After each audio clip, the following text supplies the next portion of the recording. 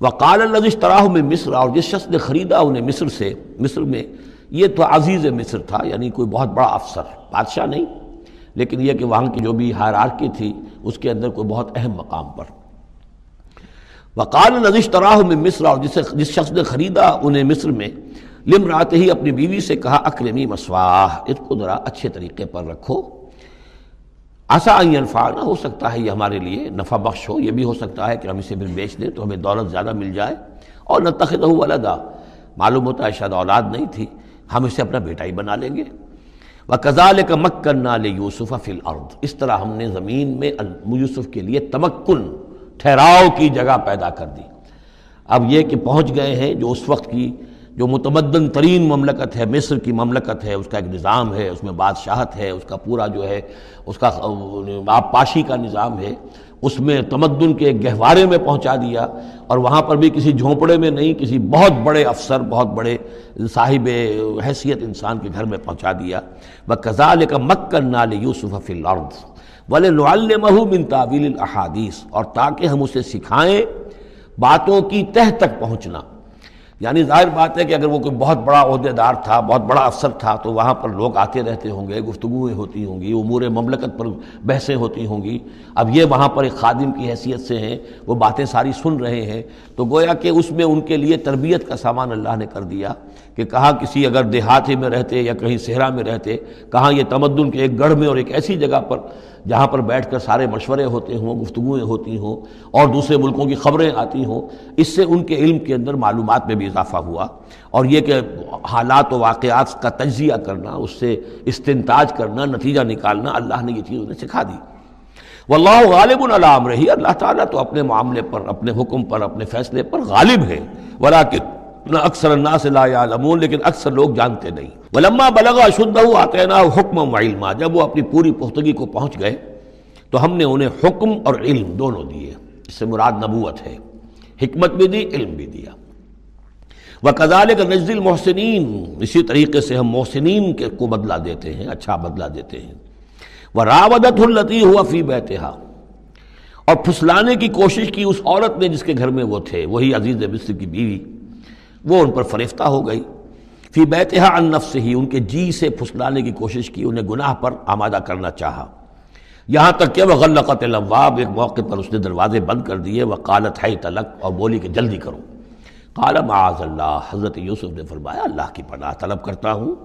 انہ ربی احسن مثوایا، یہاں ربی دونوں طرف جا سکتا ہے، ایک تو اللہ کی طرف بھی، دوسرے یہ کہ میرا آقا، یہ لفظ جو ہے آقا کے لیے، بادشاہ کے لیے بھی اس صورت میں بار بار آیا ہے کہ میں خیانت کروں اپنے آقا کی، اس نے میرے ساتھ بہترین سلوک کیا ہے، اچھی طرح رکھا ہے، میں یہ بھی نہیں کر سکتا، اور یہ بھی ہو سکتا ہے اللہ نے سارا بندوبست کیا ہے، اللہ ہی نے تو سارا مکننا لیوسف، تو دونوں طرف یہ لفظ جا سکتا ہے۔ معاذ اللہ انہ ربی احسن مثوایا انہ لا یفلح الظالمون، گناہ گار اور ظالم لوگ جو ہیں فلاح نہیں پایا کرتے۔ وَلَقَدْ هَمَّتْ بِهِ وَهَمَّ بِهَا، اور وہ تو ان کی طرف لب کی، یا یوں سمجھیے کہ اس نے تو ارادہ کیا اس کا، وَهَمَّ بِهَا لَوْلَا أَن رَأَىٰ بُرْهَانَ رَبِّهِ، اور وہ بھی کرتا اگر نہ دیکھ لیتا اپنے رب کی ایک دلیل۔ یعنی یہ کہ یوسف جوان بھی تھے، یوسف جو ہے پھر بہرحال انسان تھے، طبع بشری کی بنیاد پر ان کے اندر بھی وہ ایک داعیہ پیدا ہو سکتا تھا، لیکن اللہ تعالیٰ کا خاص انتظام یہ ہوا کہ کوئی خاص اس وقت اللہ نے انہیں اپنی ایسی نشانی دکھائی، برہان دکھائی۔ روایات میں یہ آتا ہے کہ دیوار پر حضرت یعقوب علیہ السلام کی شکل ظاہر ہوئی، اور وہ انگلی سے اشارہ کر رہے تھے کہ باز رہنا، تو یہ تورات کے اندر ہے۔ تو بہرحال قرآن مجید بھی کوئی اس کی یعنی نفی نہیں ہے اس میں، بلکہ ہو سکتا ہے رَأَىٰ بُرْهَانَ رَبِّهِ، تو یہ اللہ کی طرف سے یہ بات دکھا دی گئی ہو، یہ کوئی انہونی بات نہیں۔ اور یہ ایک بات کو وَلَقَدْ هَمَّتْ بِهِ وَهَمَّ بِهَا، تو یہاں پہ لولا رَأَىٰ بُرْهَانَ، وہ بھی بڑھتے ہیں، یعنی یہ کہ یہ چیزیں جو ہیں بہرحال جہاں تک فطرت انسانی کا تقاضا ہے، اس میں ثابت قدم رہنا آسان کام نہیں ہے۔ كَذَلِكَ لِنَصْرِفَ عَنْهُ السُّوءَ، اور یہ اس لیے کہ ہم پھیر دیں اس سے بدی کا رخ، والفحشاء، اور بے حیائی کا۔ ہم نے خاص اہتمام کیا حضرت یوسف علیہ السلام کی عفت و عصمت کی حفاظت کی۔ انہ من عبادنا المخلصین، یقیناً وہ ہمارے بڑے مخلص بندوں میں سے تھے۔ یہ مخلص اور مخلص کا فرق نوٹ کر لیجئے،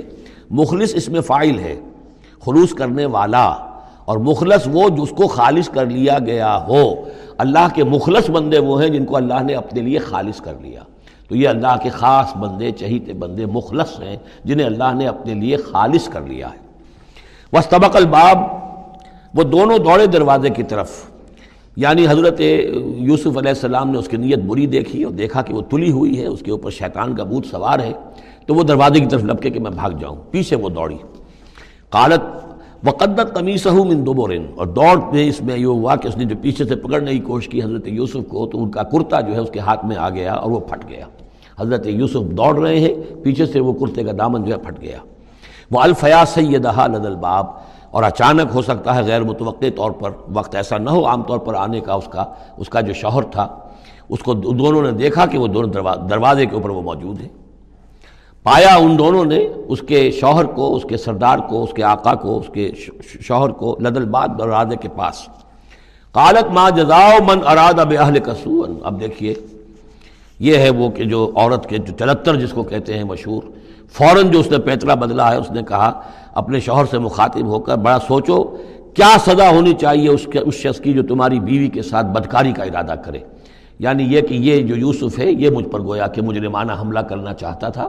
اور میں نے اپنے آپ کو بچایا ہے۔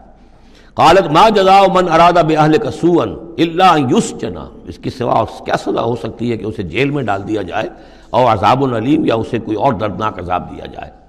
اب ظاہر ہے اپنے دفاع کے لیے حضرت یوسف کو کچھ نہ کوئی بیان تو دینا تھا۔ قال هي راودتني عن نفسي، انہوں نے صاف بیان کر دیا کہ خود اس نے مجھے گناہ پر آمادہ کرنا چاہا تھا اور پھسلانا چاہا تھا مجھے میرے جی سے۔ وشهد شاهد من اهلها، اب یہ کہ وہاں کوئی اور تھا، کوئی شخص کہ جو تھا اس عورت، وہ زلیخا اس کا نام آتا ہے تو رات میں قرآن میں کہیں نہیں ہے، امراۃ العزیز تو آتا ہے، اس عزیز کی بیوی، بڑے افسر کی بیوی، لیکن یہ کہ اس کا کوئی رشتہ دار بھی وہاں آن موقع پر موجود تھا، تو اس نے قرائن کی جو گواہی ہوتی ہے، سرکمسٹانشل ایویڈنس، اس کی بات کی۔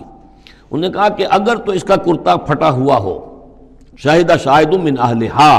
اس عورت کے عزیزوں رشتہ داروں میں سے گواہی دینے والے نے ایک نے گواہی دی، اگر اس کا کرتا پھٹا ہوتا سامنے سے، فصدقت، تو وہ سچی ہوتی، وہو من الکاذبین، اور یہ جھوٹا ہوتا۔ یعنی اگر کوئی مرد حملہ کر رہا ہے اور عورت اپنا تحفظ کر رہی ہے اور اس میں جو ہے کہیں کرتا پھٹتا ہے مرد کا، تو وہ سامنے کا حصہ پھٹے گا۔ وَإِنْ كَانَ قَمِيصُهُ قُدَّ مِن دُبُرٍ، اور اگر اس کی قمیص ہے پھٹی ہوئی پیچھے سے، فَكَذَبَتْ، تو وہ جھوٹی ہے، وَهُوَ مِنَ الصَّادِقِينَ، اور وہ سچا ہے۔ اب یہ بھی آپ دیجئے، کریڈٹ دیجئے بہرحال کہ اس کی عورت کے رشتہ داروں میں سے کسی نے اتنی عادلانہ بات کی ہے، اتنی حکیمانہ بات بھی کی ہے، عادلانہ بھی کی ہے اور حق کی بات کی ہے، تو معلوم ہوتا ہے کہ اس معاشرے کے اندر بھی جہاں بہت سی خرابیاں بھی تھیں، آگے آ جائیں گی وہ خرابیوں کا بھی ذکر ہے، لیکن یہ کہ بہرحال کچھ نہ کچھ اچھائیاں بھی تھیں۔ فلما رأى قمیصه قد من دبر، جب اس نے دیکھا کہ قمیص تو پھٹی ہوئی ہے پیچھے سے، قال انه من کید کن، تو اس نے کہا اس عزیز مصر نے اپنی بیوی سے کہ یہ تمہاری ہی چالوں میں سے ہے، فریب میں سے ہے، ان کید کن عظیم، تم عورتوں کی چالیں جو ہیں اور تمہارے عورتوں کے جو فریب ہیں وہ بہت بڑے ہیں۔ یوسف اعرض عن ھذا، اب اس نے کہا یوسف ٹھیک ہے اس سے درگزر کرو، عن ھذا، اعرض عن ھذا، واستغفری لذنبک، اور دیکھو تم اپنی بیوی سے مخاطب ہو کہا تم اپنے گناہ کا استغفار کرو، توبہ کرو، انک کنت من الخاطئین، یقیناً تو ہی تھی خطا کار۔